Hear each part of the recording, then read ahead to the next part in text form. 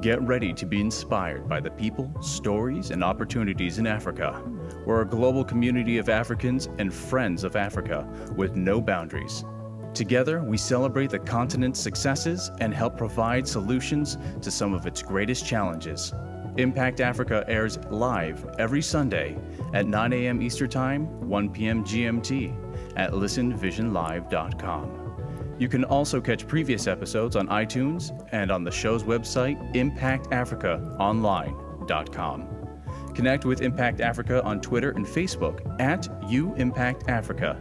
Together, we'll discover that the real Africa is full of amazing talents and great opportunities.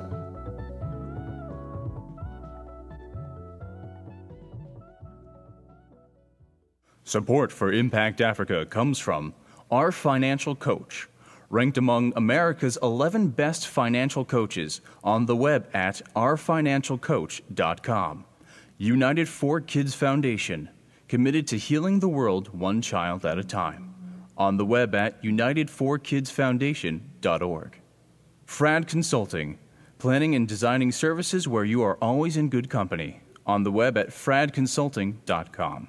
And from Outside in HR, pointing great companies to the future of successful HR. On the web at outsideinhrng.com. And from Wiser Advisory, Africa's leading financial advisory, training and outsourcing services firm. On the web at wiseradvisory.com. And from Nextier, the leading public sector advisory firm focused on agriculture, power, and petroleum. On the web at nextierlimited.com. And from Data Century Limited. And from Total Ascent, empowering individuals and organizations to achieve their educational and career goals. On the web at total-ascent.com. And from Brave Little Heroes, helping kids discover their inner awesome. On the web at bravelittleheroes.com. To support Impact Africa, please visit our website, impactafricaonline.com. Welcome to Impact Africa. Africa has long been associated with needing aid and handouts. Today, you'll learn so much more about this wonderful continent from enlightening stories, people, and ideas. Now, here is your host, Tope Fujii. Hi, everyone. Welcome to Impact Africa show. I am so excited to be here. Of course, I am not Tope. My name is Nina Oduro, and I am actually guest hosting for Tope, who's away in Nigeria right now, and I'm so jealous of her. But today we have an amazing show. We're talking about development, unemployment, and skills development in Africa. We're going to touch a little bit on the education sector and how school-to-work transitions work, and also talk about entrepreneurship as well as alternative careers. What is it like to not be a traditional go to school, go to work, do some of the traditional careers that we all know about. But we have an amazing guest list here. And before that, I want to tell you a little bit about myself. I am the founder of AfricanDevJobs.com, which is a platform for development careers in Africa. So it has career advice on there and resources for people that want to get jobs in Africa, and particularly focused on Africans in development and how to advance their skills. But we have other guests here that are just doing such great things. And first, I want to introduce Busayo Olupona, who is the CEO and founder of Busayo Clothing. Now, she came all the way here from NYC, and today we are in Washington, D.C. So I really give hats off to you for coming all the way down here to be here. So Busayo, before I get started, I just want to introduce everyone. Then next to me here, I have Wilson Aiwuyor. Now, Wilson is an education policy consultant. Like, any question you have on education in Africa, he's the guy. So he's going to tell us a little bit about education and how it fits into the whole jobs market sector in Africa. And over to my right is Karin Fujii. Now, Karin has a long title. I'm going to say it all. Senior Director of the Fellowship and Expansion at the Global Good Fund. Now, I heard of the Global Good Fund. I actually found them through Twitter. And I fell in love. You know, you do all that stuff. You go on Twitter and you fall in love with an organization. And she's here to talk about sort of entrepreneurship and what the Global Good Fund is doing on the continent with African entrepreneurs. So let's get started, jump right in. I think for me, behind every great idea, behind every great initiative is the person behind it and the passion and inspiration behind it. So Busayo, you have an interesting story from lawyer to fashion designer. We don't always hear that kind of track, you know. So I want to ask you first, just what inspired you? What was in you that said, hey, I want to be a fashion designer? So I, like many Nigerians, kind of went through the traditional path, graduated from college, went to NYU Law School, was practicing corporate law at a very large New York law firm doing corporate finance. And I had just always had this sort of, I was traveling to Nigeria all the time. I would go home once or twice a year. That was sort of a commitment that I had. And whenever I would go home, I would, sort of make pieces for myself. Like most Nigerian women have a tailor that they work with. But for me, I really had a passion for our traditional textiles. So less Ankara and more like the batik work, the ashoke, the lace, all these sort of ancillary materials. I think Ankara is sort of the star of sort of African fashion, whereas I really just had a passion for batik and all these other kind of mediums that we use to express ourselves through clothes. So I would make pieces for myself and wear them in New York, and women started coming up to me and asking me about them. And so after, sort of the voice started saying this is something I wanted to do, but it was very hard to sort of listen to it and heed the voice, which I think is a challenge that we all have. So I think about 3-4 years ago, I just decided to start doing it. And I started very slowly. I think of myself as a curator as well as a fashion designer. I think a lot of what my shapes are not the most revolutionary. There's shapes that you've seen before, and my passion really comes in the textile design, in the textile choices. So I had this desire to do this, and I started very small. I just sort of started making samples and started learning about the industry and really teaching myself the things I needed to know. And then finally I jumped in, and I still practice law here and there. I do small projects. I think that's really important to keep those skill sets. But really, my passion has been sort of really growing my baby, as I call it, and growing the brand. Yeah. Anybody that's an entrepreneur definitely has birthed a baby. And I see that you are wearing a piece now. Is that one of your pieces? This is a Busayo piece. This is an Adire piece that actually combines both tie-dye in the traditional sense, where you actually tie the fabric, and also batik too. So I do a lot of work that uses both methods. And so not to get too nerdy about it, but there's just, you can do tie-dye, you can do batik, and then there's sort of these new techniques where you can really combine both. So this is a Busayo piece that I just made for myself, to where I have like a few pieces that I make for myself only. Beautiful. I love the colors. We all have to, buy some. Absolutely. BusayoNYC.com. I want to segue into sort of entrepreneurs. So you came up with this idea. You were inspired to become an entrepreneur, and Karin here works with entrepreneurs at the Global Good Fund. And I want to talk to you. Karin has a very, very interesting background. So she's worked for, started out her career with the Peace Corps in Africa, and at 17, this woman started her own foundation, scholarship foundation in Thailand. So I'm just like, wow. And so, helping people achieve their education. And now she's with the Global Good Fund. Tell us about that, your journey, and what you do now at the Global Good Fund. Sure. Thanks so much for having me this morning. Good morning, everyone. So I think, I have to really give credit to my parents. So my parents were pioneers in a lot of different ways. They moved their family when we were 12 years old. They had 4 kids. 2 adolescents, and decided, no, we're just moving to Thailand, and this is going to be the next stage of our life. And my parents are heavily committed to community development and really building those relationships, understanding communities, and meeting communities at the level that they need to be met at, versus we have these ideas, we're coming in, and we're going to support you. And so I think from a young age, I really got to see my parents' strategy vis-a-vis large development organizations. So I saw the dysfunction as well as the innovation and beauty that can happen in the development space.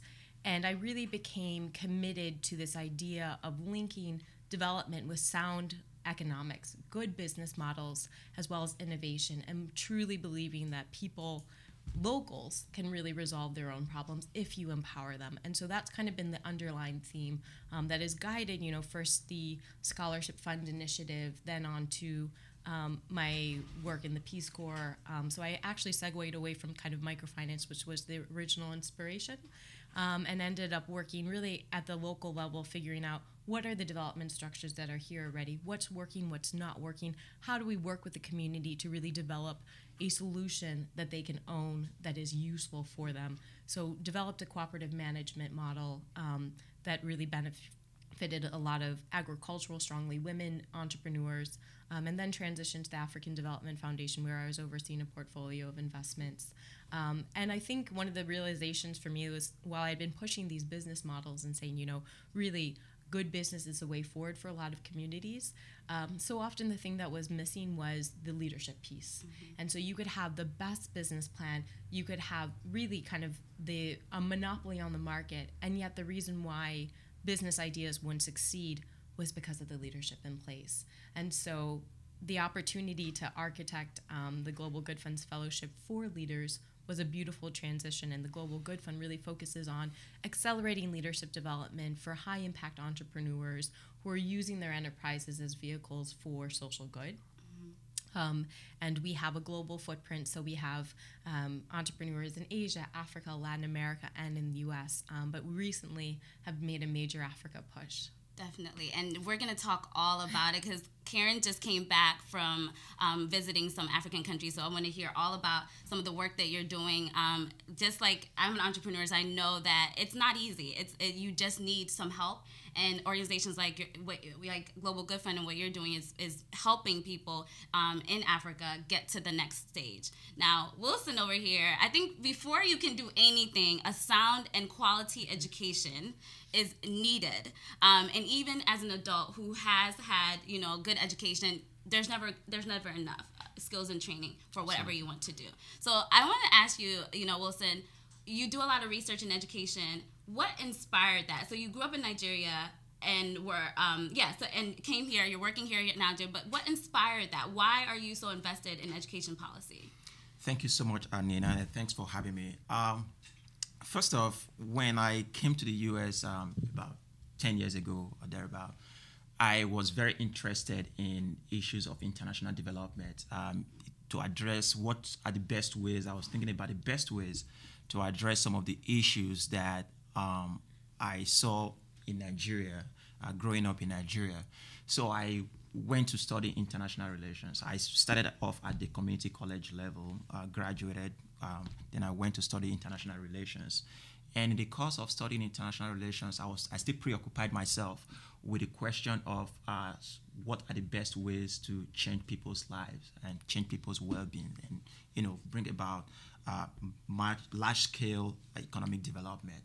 I started looking at education, and eventually I did my undergraduate thesis on something related to education.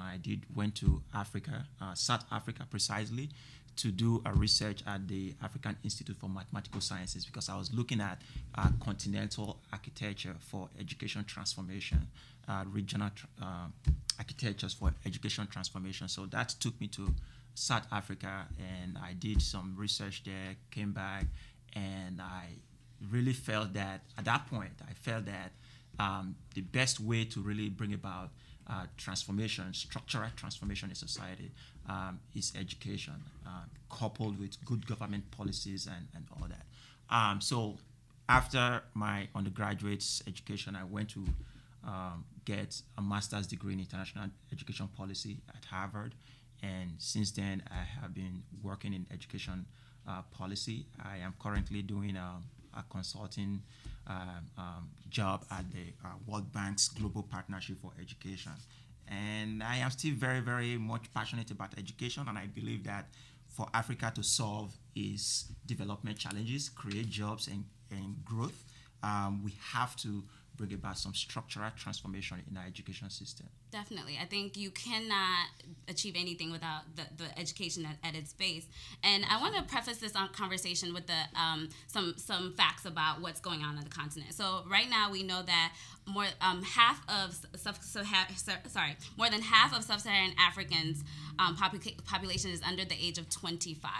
So that is a huge population of young people, and they are all they're entering the job market. The labor force requires them, yet there aren't enough jobs. And actually, it's expected that there will be an increase the job labor force is expected to increase by 11 million per year for the next decade. Right. Wow. That is a huge, huge number. And yet, the education system is not meeting the demands of the workforce. Now, we're going to talk a little bit about all types of things, because education does not just mean traditional education. There's entrepreneurship education. There's vocational education. There's all types of education needed for people to get to the careers that they want to get. So I'm going to start with you, Wilson, and you're on the education policy side. And so you're saying, hey, education needs to change to address these needs. How?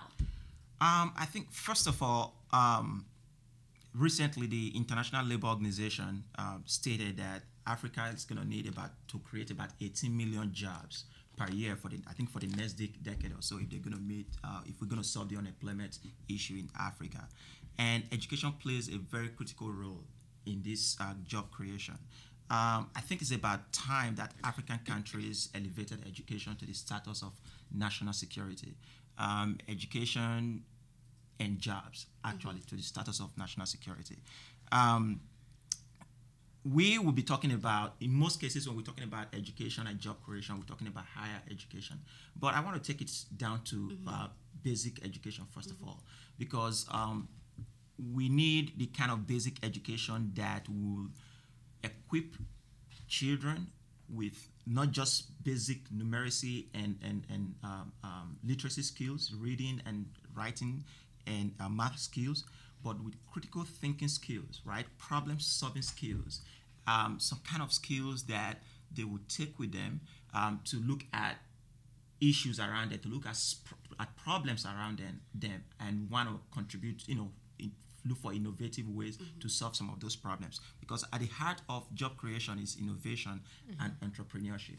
So I think that our governments have to actually align education system with job creation. And I'll be going in details into that, at the appropriate time. So I don't know if anybody wants to comment at this point, but yeah. I think that one challenge with Nigeria specifically, which I will not try to speak for the entire continent because I can't, because I don't know enough about it, but I do think one challenge is that there is such an emphasis culturally on education, right? Like that is such, if you are lucky enough to have, a great present parent, and I actually think including people at the very bottom have that, at least in Nigeria. The issue is once you get past the access of it to education, then it's like, what kind of education are you getting? What's being stressed culturally? And a lot of times it's sort of these rote memorization. Let's, my little cousins could tell you the rules of badminton, and she's never played badminton, but she can tell you everything about it. I mean, the ways in which what kids are actually learning in the schools, I think oftentimes once they finish with the certificate, it's like, what do you then do with it? And I think... So, Busayo, I'm going to stop you right there, and we're going to come back after commercial break, and I'm going to take you back on that, what you just said, starting with the kids and what they need. So we're going to take a commercial break and be right back. Awesome.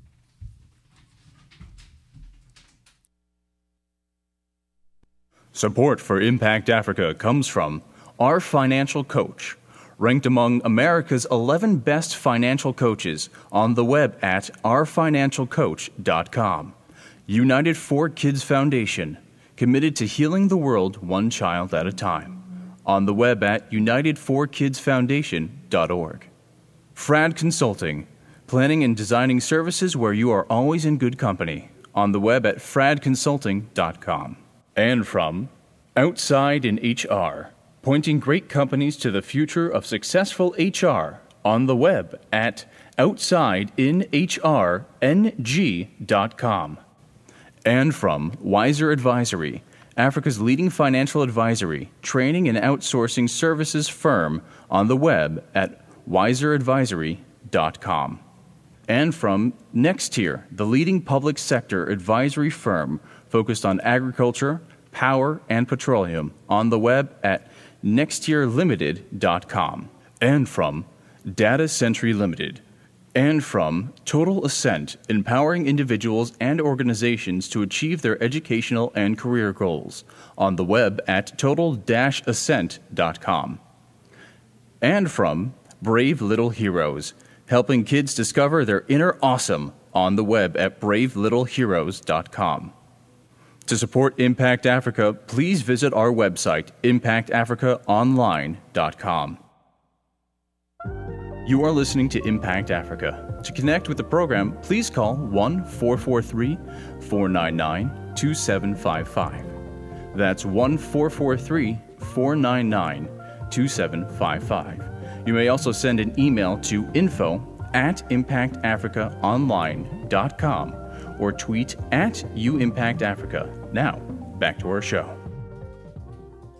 So welcome back, and we are going to get right back into the conversation. So, Busayo, I want you to get at the heart of what you were talking about with the children and what we need to do with education.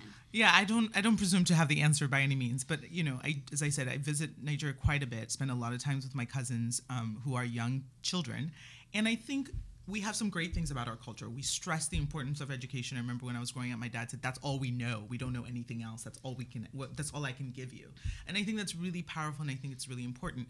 The content of what kids are learning, I think, is certainly something that has to change. And then I also think there needs to sort of be a larger shift in sort of our collective mentality, right? So in terms of, what I was saying in terms of the content, there's a lot of rote memorization. I mean, kids in Nigeria are impressive. They take 20 classes. They are taking biology, physics, chemistry at the same time, which, from once I came to American schools, I was like, wait, 4 or 5 classes, 6 classes? What? That's amazing. So I think kids are actually being really challenged educationally if they're lucky enough to have access to that kind of education.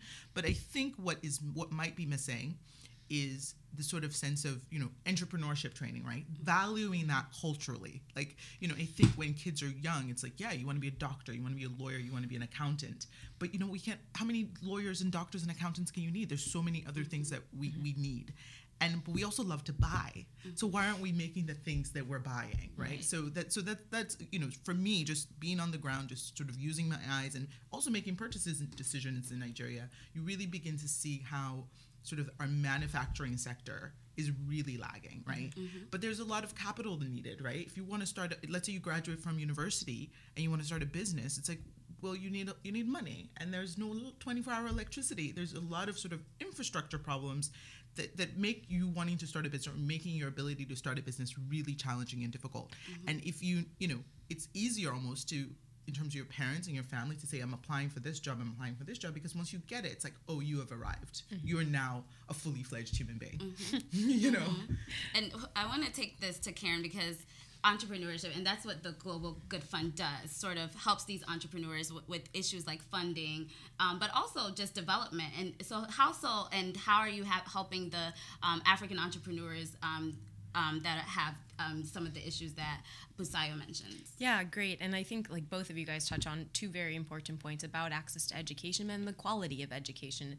And it's actually interesting. So we're currently sourcing our 2015 class, and there's been about 50% of our applicants right now are coming from Africa. And of that 50%, about a third have education-focused programs, and they're really focused on innovation and education and entrepreneurship specifically. So I recently was in Uganda and Tanzania. In Uganda, it was shocking the number of really mentorship, entrepreneurship, apprenticeship-based programs that are really focused on closing in on that gap between traditional education and the skills building that people really need in order to successfully transition either into the normal job market or go on and be able to really build that which they need to. So in terms of what our program does specifically, we provide, so we act as an accelerator for leadership development. We have a 15-month virtual program that is a fellowship program that links entrepreneurs with a industry executive. So somebody in the nonprofit, for-profit field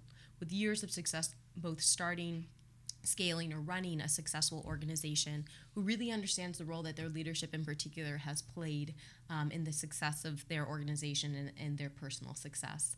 And they're at a point in their lives where they want to give back through mentoring the next generations of movers and shakers. And so in addition to this coaching or mentoring relationship, we provide a 360 evaluation that allows entrepreneurs to really assess, what are my skill sets, what are my leadership skill sets, both my strengths and my weaknesses, and then opening this up to a wide variety of raters. So this includes everything from board members to clients and community members to really get a 360 perspective on their leadership.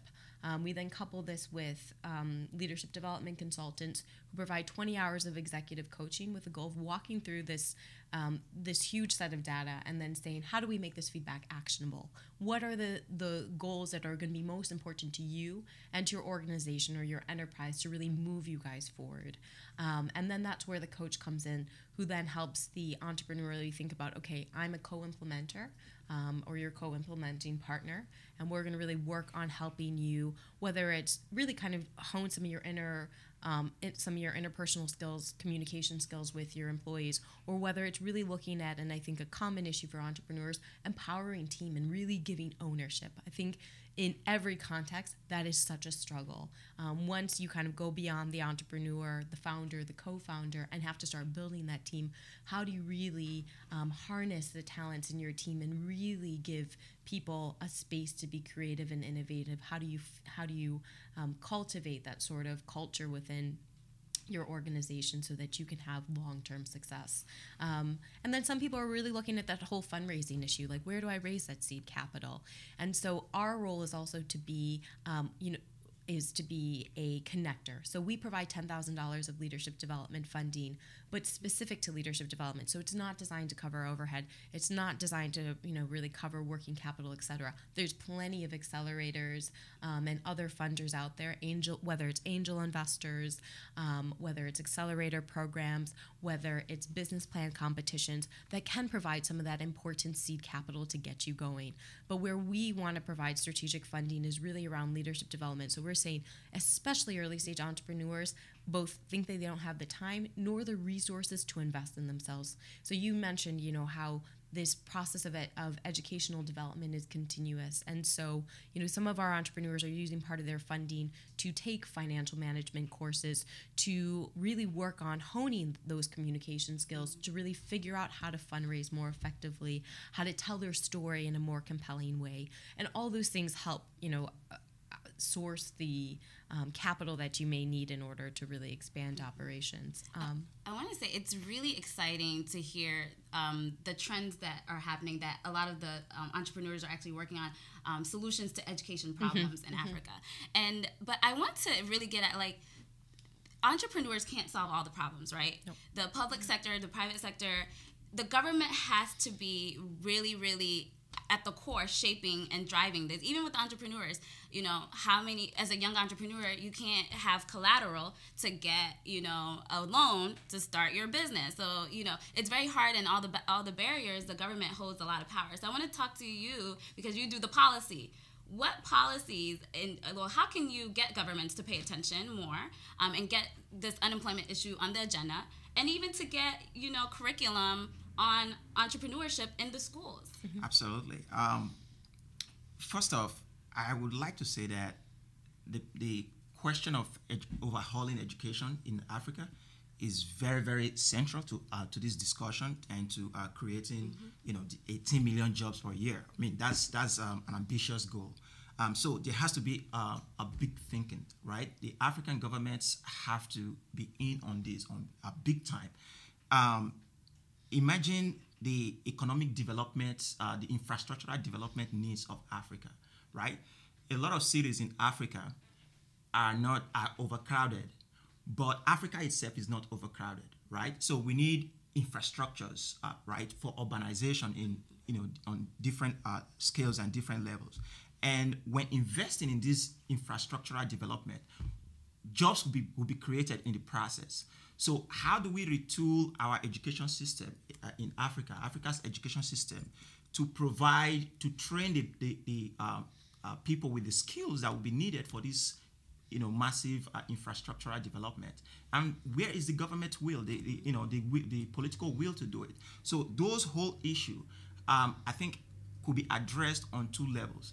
First of all, at the national level, and secondly, at the regional level. At the national level, let me just take, for example, how the U.S.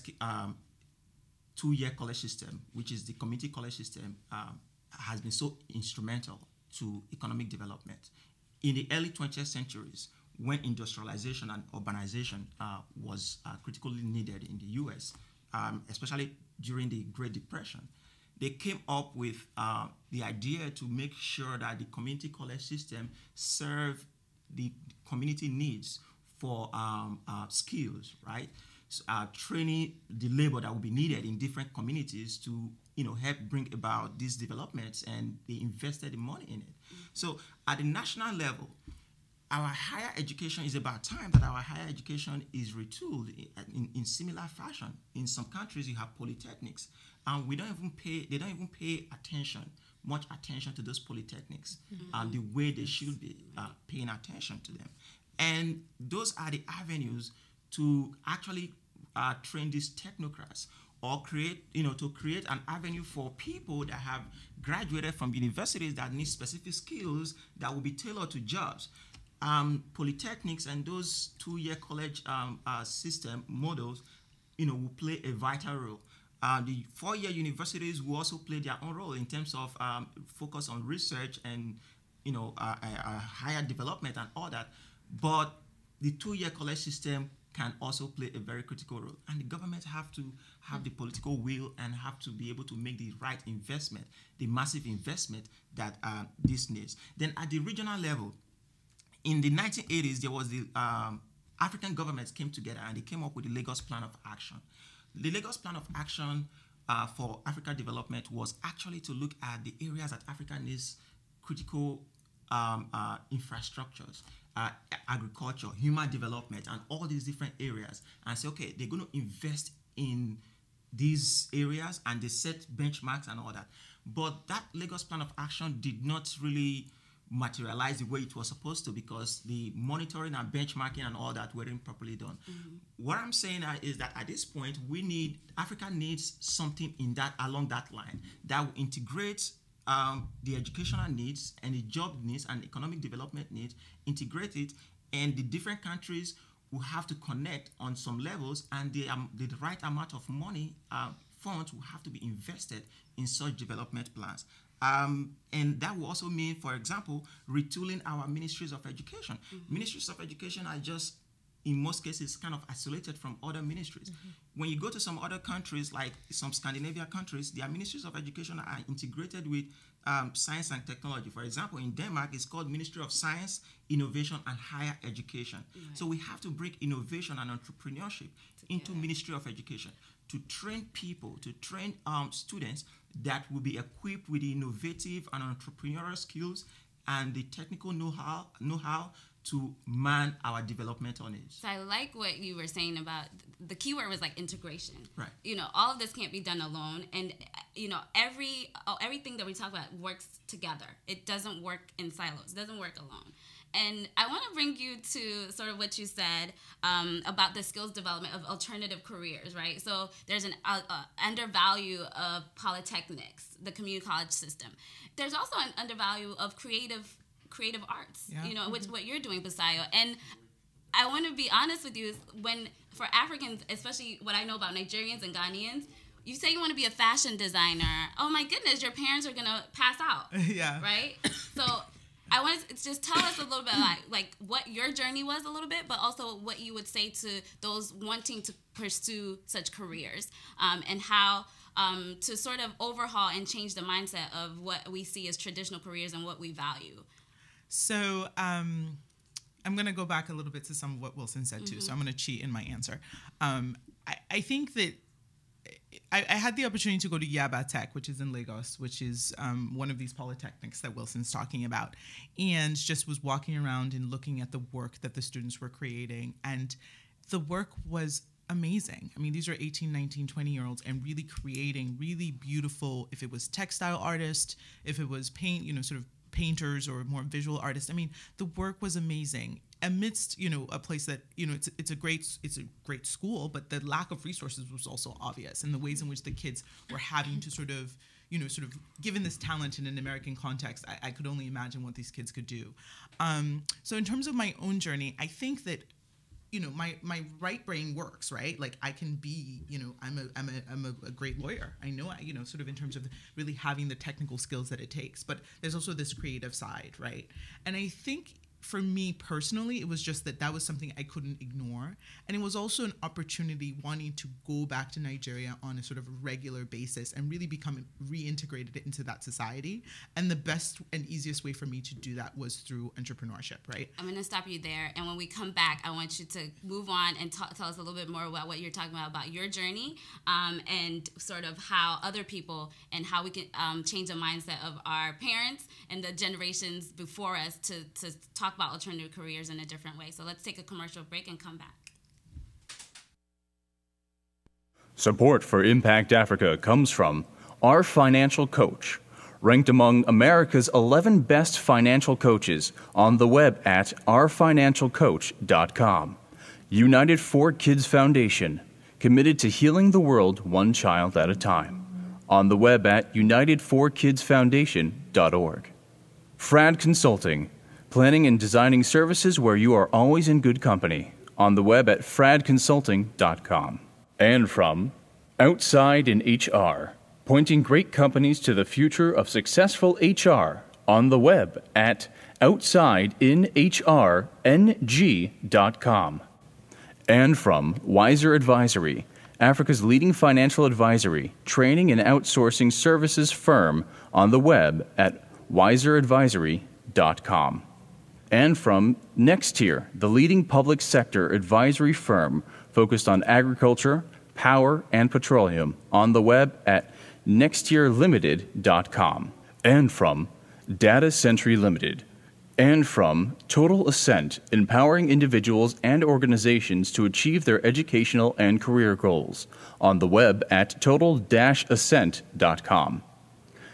And from Brave Little Heroes, helping kids discover their inner awesome. On the web at bravelittle.heroes.com.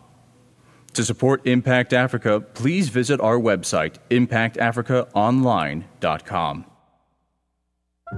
You are listening to Impact Africa. To connect with the program, please call 1-443-499-2755. That's 1-443-499-2755. You may also send an email to info@impactafricaonline.com or tweet at @UImpactAfrica. Now, back to our show.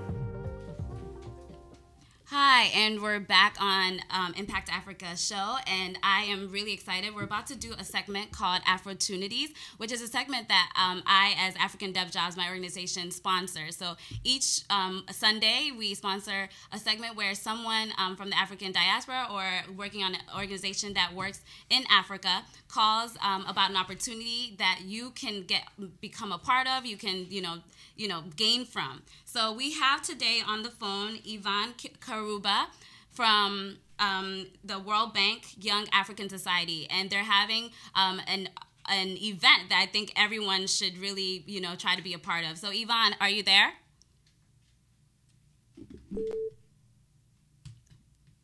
Hello? Yvonne, are you there? Hi, Yvonne, are you there? Hi, Yvonne. So we're tell us a little bit about the World Bank Youth Society's event that's coming up. So the World Bank Group, IMF, is hosting its first African Youth Forum on this Thursday, July 31st. So within the bank, we've recently established the Young African Society. Yes. Which is a platform for discussion and implementing and monitoring and evaluating the post-2015 development agenda in Africa. So I hear that there's an event coming up on Thursday. Tell us a little bit about what it's about and how people can get involved. Wonderful. So the overarching theme for this event is equipping and inspiring the next generation for productive jobs in Africa.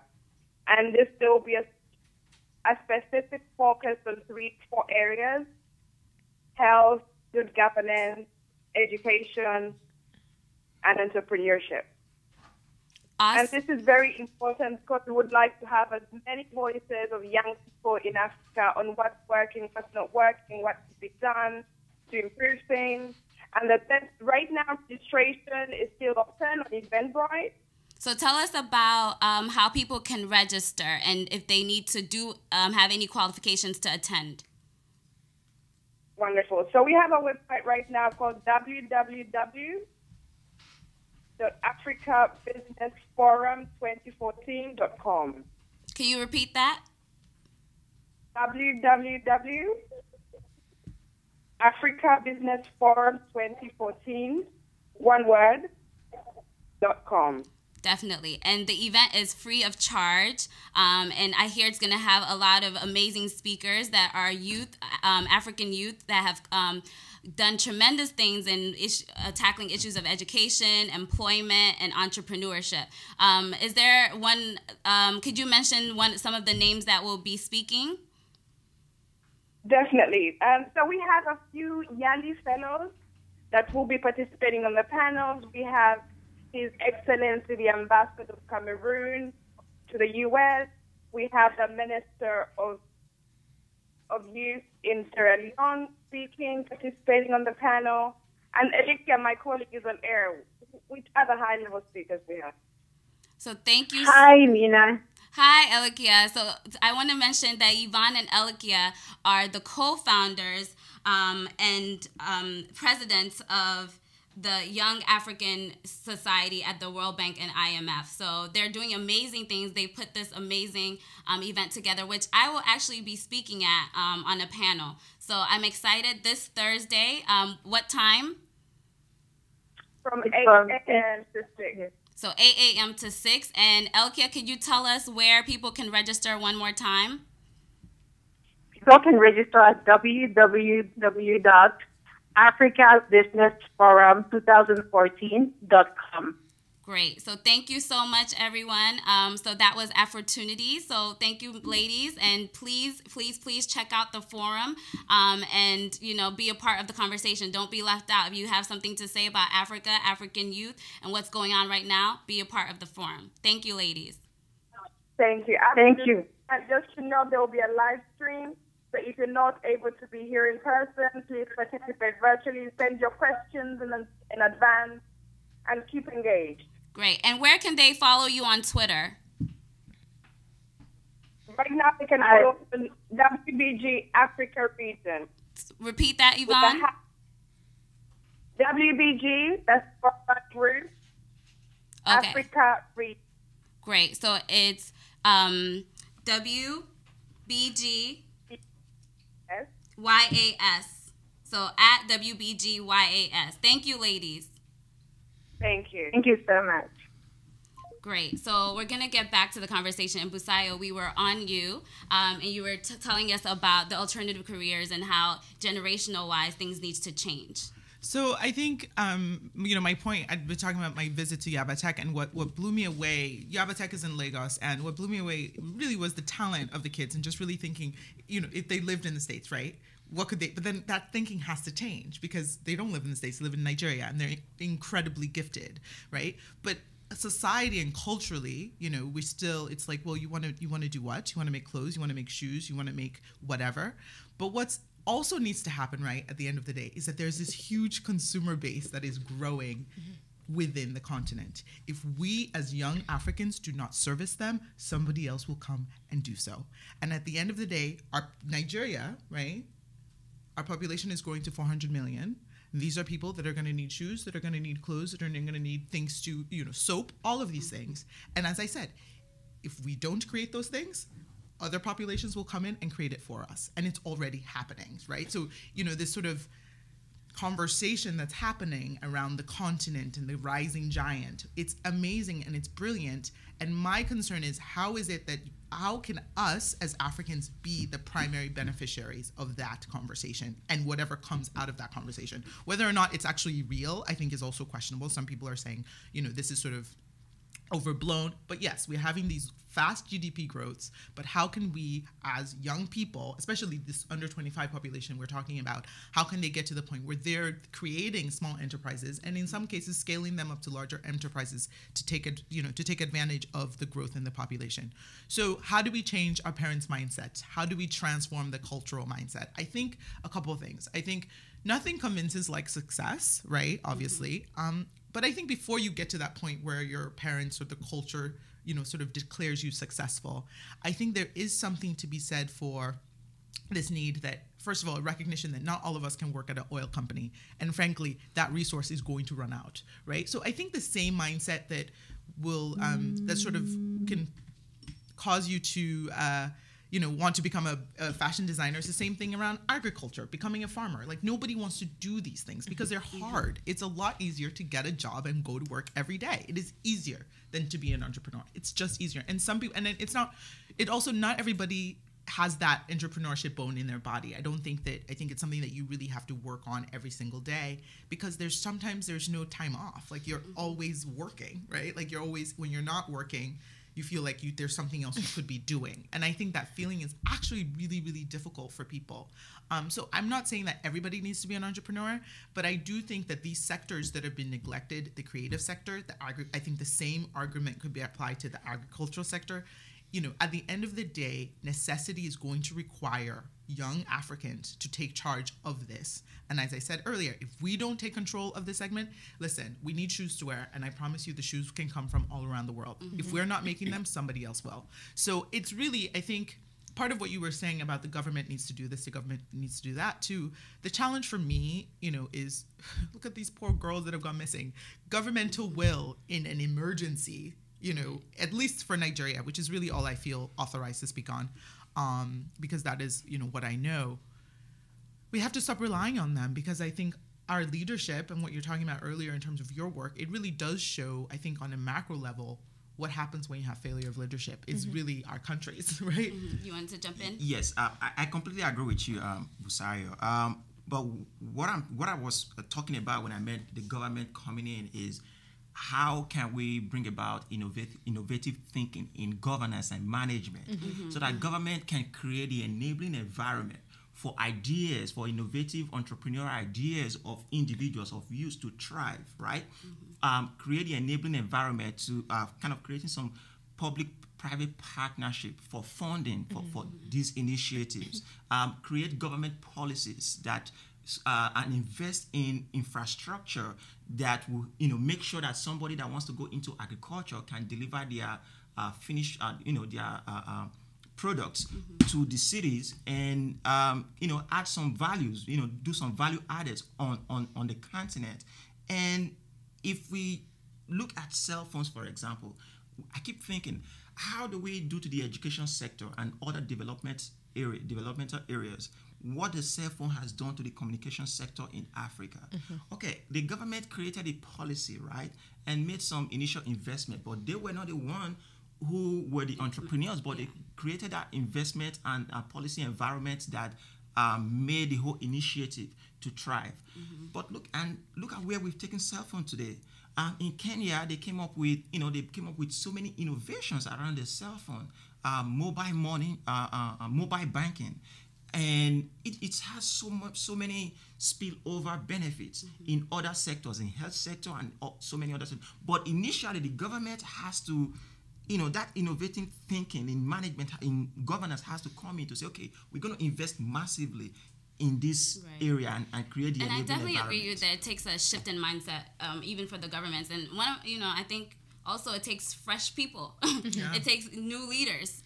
It takes young people. A lot of the governments have a lot of older people Entrenched serving people. a population that is majority young. And so, those are just my ideas. But I want to bring Karin into the conversation, and just for you to talk a little bit about sort of what types of jobs that the fellows that you work with are creating, what types of organizations, and what are you seeing, how they're trying to impact and find solutions through entrepreneurship. Sure. So I think, I recently had the privilege of attending the Siegel Family Foundation's conference in Tanzania, and they really work with community-based organizations that are really trying to design community solutions. And I think, a couple points that came up that I wanted to speak to briefly was, around mentorship. So, we're encouraging young people to get into entrepreneurship But then one of the things that there's been a deficit of is really having access to mentors to really help guide that process. And so one of the things I've really been trying to call on, African business leaders or leaders in general from the continent to do is to give back through mentorship. We provide a certain number of coaches, and we're actively trying to grow our coach network to have more global representation. But the people that should be mentoring the next generation of African leaders are African leaders themselves. And so having that give back component, I think, is so, so important, and I can't underscore that enough. And so, there's different mentorship platforms such as Mara Mentor that is trying to get people to also give back through mentorship through on the continent. And I think that there are beautiful ways of really connecting, young aspiring entrepreneurs with people who have the knowledge, the skill sets to really help accelerate that process. So, but equally, I think among entrepreneurs themselves, it's really important for African entrepreneurs to really create that ecosystem. I had the opportunity to talk to a group of school dropouts who are aspiring dreamers in Uganda, and I said, don't forget that it's also the community you create. And so we really believe you're the change makers. And so don't forget that you have a responsibility to support your peers in their efforts and to really provide that support network that nobody else can give you. Sometimes I see a lot of entrepreneurs that's happening in isolation when I said, hey, listen, you guys are all working with slum communities. Talk to each other. And so really leveraging the resources that people have at hand and working towards some collective goal, I think, is one area that I feel like really needs to be worked on, or like mentorship that needs to be exploited. And then I think on the second level, in terms of how we get governments to be more engaged, a lot of it has to do with civic engagement. Absolutely. And having the youth say, no, that is not the type of education we want. And making, treating these individuals as clients, as consumers, exactly as you said, and getting them to say, these are the things we want, these are the changes we want to see. And some of the very successful entrepreneurs that I've seen who are from the continent have really been good about engaging the community, the government, and everybody, but they're really intent on having the communities advocate for themselves and getting the government to listen in order to garner some of those resources so that they can make these policy shifts. I think in Uganda, one example is an enterprise called Educate that has been able to successfully get their entrepreneurship curriculum into the national curriculum. And kind of what a huge milestone that's been. In terms of just going back to your question about kind of the types of enterprises that people are creating on the continent, I mean, you're seeing a strong youth employment, education focus.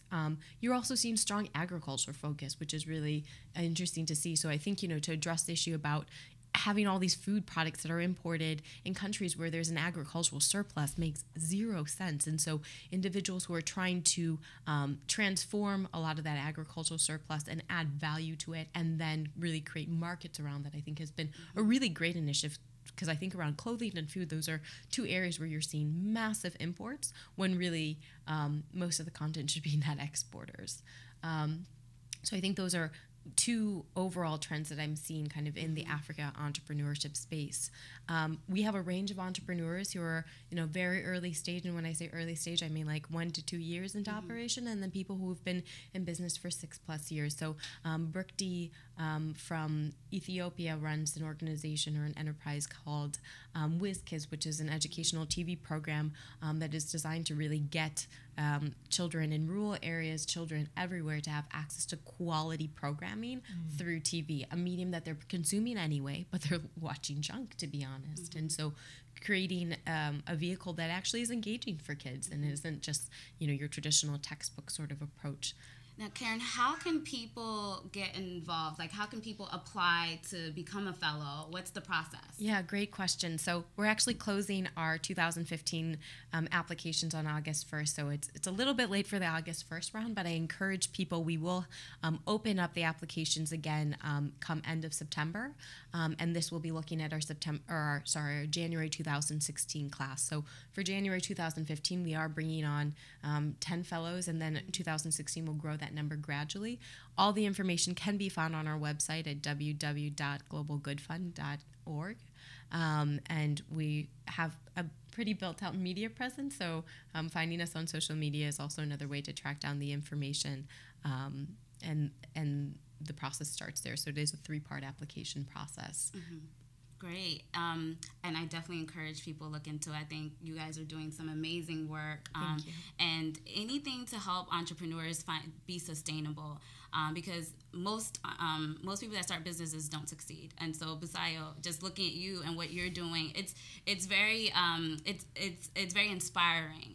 And so I want to sort of get at, you also work with local sort of people to do your dyeing and textile stuff. Yeah. And that's creating jobs. That's providing opportunity. So tell us a little bit about that. I actually learned to dye with them. So that's something that I wanted. So I went to Market a couple years ago, and Market is sort of, trade shows where different people come up to you and sort of, ask interest in your product and hopefully order from you. And people kept asking, so are your clothes made by a collective? Are they made by women? And it's like literally these questions that were like really, for me, painful, because I think the model, at least for a lot of fashion lines, has been, I go to Nigeria, I go to whatever country, Uganda, Rwanda, and I work with women in a collective, which is not my model. I work with, small business owners in Lagos who themselves have thriving businesses.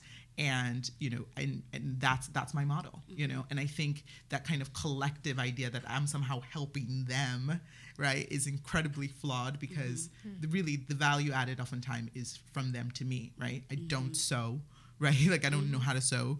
And, so I have a vision of maybe what I want my textile to look like. But in terms of who's executing my textiles, these are men who've been doing this work for 20, 30 years, So I do actually spend time dyeing with them in terms of, going every day and doing the work, because I also want to learn. It's sort of a dyeing tradition. It's a dyeing arts form. So it's really important for me to know how to do it. So I spend quite a bit of time doing that work in terms of really creating textiles. And then everything is also made in Nigeria.